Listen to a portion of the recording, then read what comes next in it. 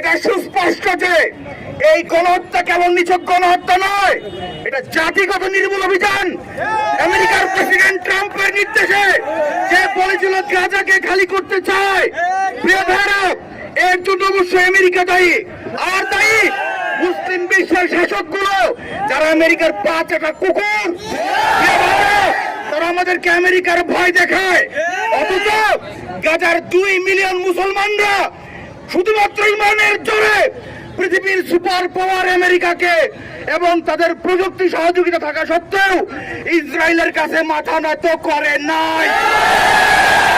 2 billion 200 কোটি মুসলিম যদি ইমানের জোরে বলিয়ান হয়, পৃথিবী মুসলমানদের পায়ের নিচে আসতে বাধ্য।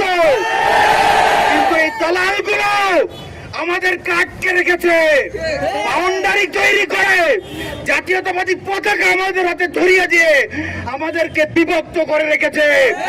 প্রিয় ভাইরা, ফিলিস্তিন ইস্যু আমাদের জন্য অতি জরুরি। আপনারা দেখেছেন তুলসী গ্যাবার্ড বাংলাদেশের ইসলামপন্থীদেরকে সন্ত্রাসী আখ্যা দিয়েছে।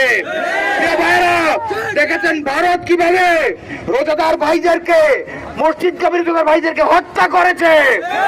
আমরা যদি আজকে ফিলিস্তিনের ভাইদের মতন ইমানি শক্তিতে চলে না উঠে, আমাদেরকে ভারত গাজায় পরিণত করবে।